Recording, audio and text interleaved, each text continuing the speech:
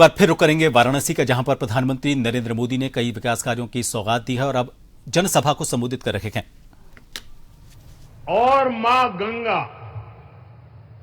ऐसी दिव्य शक्तियों की भूमि है। ऐसे में आप सभी बहनों बेटियों के इस समागम ने इस अवसर को बहुत दिव्य बना दिया है।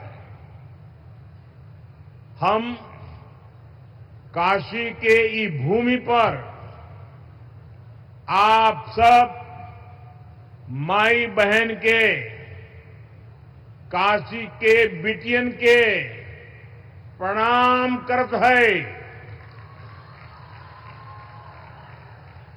साथियों, आज का यह अवसर नारी शक्ति के वंदन और विकास का उत्सव तो है ही।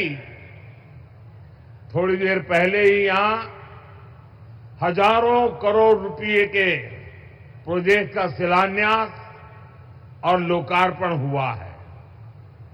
इसमें काशी में हर प्रकार के विकास से जुड़ी परियोजनाएं हैं। साथ ही काशी और अयोध्या की कनेक्टिविटी बढ़ाने वाले काम भी है। कुछ देर पहले 2 अमृत भारत ट्रेनों को हरी झंडी दिखाई गई है। काशी से पुणे और अयोध्या से मुंबई, ये दोनों अमृत भारत ट्रेनें यूपी और महाराष्ट्र की कनेक्टिविटी को और बेहतर बनाएगी।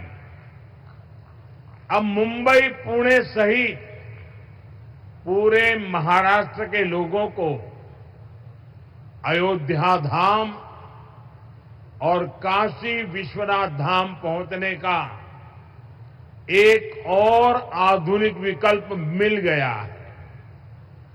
मैं इस शुभ आरंभ के लिए देशवासियों को बधाई देता हूं। साथियों, भारत को विकसित बनाने का मिशन अनवरत चल रहा है। और जब मैं विकसित भारत की बात करता हूं तो उसका सबसे मजबूत स्तंभ भारत की नारी शक्ति है। आज इस कार्यक्रम में आप सभी बहनों बेटियों से एक महायज्ञ की शुरुआत के लिए आशीर्वाद लेने के लिए मैं आया हूं। काशी के सांसद के तौर पर, देश के प्रधानमंत्री के तौर पर मुझे देश हित के एक बड़े लक्ष्य की प्राप्ति के लिए आप सबका आशीर्वाद चाहिए। और ये बड़ा लक्ष्य है लोकसभा विधानसभा में महिलाओं के लिए आरक्षण को लागू करना। अभी कुछ दिन पहले सपा और कांग्रेस जैसे दलों की वजह से हमारा ये प्रयास संसद में सफल नहीं हो पाया। लेकिन मैं आप सभी बहनों को फिर से भरोसा देता हूं, आपके आरक्षण का हक लागू हो, इसमें कोई कोर कसर बाकी नहीं छोड़ूंगा। साथियों, घर में महिला के सशक्त होने से पूरे परिवार को ताकत मिलती है। इससे समाज मजबूत होता है, देश मजबूत होता है। अतीत में बहनों बेटियों को बहुत संघर्ष करना पड़ा है। काशी की आप बहनों ने भी कई तरह की मुश्किलें देखी हैं। आपने भी कितनी ही चुनौतियों का सामना किया है। बेटियों को अक्सर अनेक प्रकार के सवालों से गुजरना पड़ता था। तुम ये क्या कर ये करके क्या करोगी, तुम्हें इसकी क्या जरूरत है, तू का करवू, तोहे का जरूरत है, तू चुप रह, ये काम तो से ना हो पाई।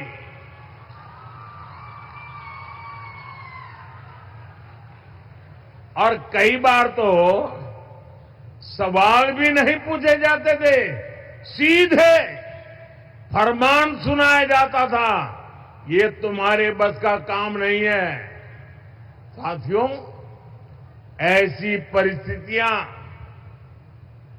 सिर्फ काशी की बहनों के लिए रही हो ऐसा नहीं है। देश की अधिकतर बहन बेटियों के ऐसे अनुभव रहे हैं और इसको सहज मान लिया जाता था। इसलिए मैं जब 25 साल पहले गुजरात में मुख्यमंत्री बना था तो सबसे पहले मैंने ऐसी धारणाओं को तोड़ने का प्रयास किया। उस दौरान बेटियों के लिए समर्पित 2 बड़ी योजनाएं शुरू की गई थी। एक थी शाला प्रवेशोत्सव, स्कूल में बच्चियों का एडमिशन, ताकि बेटियां ज्यादा संख्या में स्कूल पहुंचे, बीच में ही उनका स्कूल न छूटे। और दूसरी थी मुख्यमंत्री कन्या केळवणी निधि, ताकि बेटियों की फीस में उनकी मदद की जा सके। साथियों, तब से लेकर आज तक हमारी सरकार की नीतियों में निरंतर महिला कल्याण को सर्वोच्च प्राथमिकता दी गई है।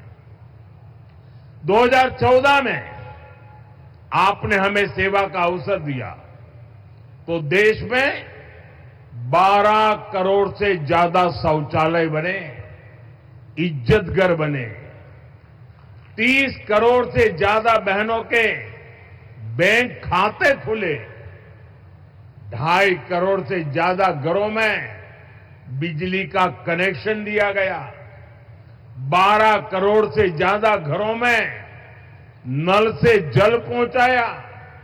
यानी अनेक बड़ी योजनाओं के केंद्र में बहनों बेटियों को रखा गया। साथियों, 2 साल पहले यहां बनारस में सुकन्या समृद्धि योजना से जुड़ा बहुत बड़ा अभियान चलाया था। उस समय एक ही महीने में यहां काशी में 27,000 बेटियों के सुकन्या समृद्धि खाते खुलवाए थे और हर बेटी के बैंक खाते में 300 रुपये भी ट्रांसफर किए गए थे। बेटियों की शिक्षा में और बेहतर भविष्य में सुकन्या समृद्धि योजना बड़ी भूमिका निभा रही है। इस योजना से बेटियों की पढ़ाई को बल मिला है और मुद्रा योजना से बेटियों की कमाई सुनिश्चित हुई है। वहीं मातृवंदन योजना और आयुष्मान भारत योजना से बहनों बेटियों की दवाई का इंतजाम किया गया है। साथियों, पढ़ाई, कमाई और दवाई के साथ ही करोड़ों बहनों के नाम पर पहली बार कोई प्रॉपर्टी रजिस्टर हुई है। पीएम आवास योजना के ज्यादातर घर भी बहनों के नाम पर होते हैं। आज हमार माई बहन सही में अपने घर का मलकिन बनत है। साथियों, हमारी सरकार का पूरा जोर बहनों की सुविधा और सुरक्षा पर रहा है।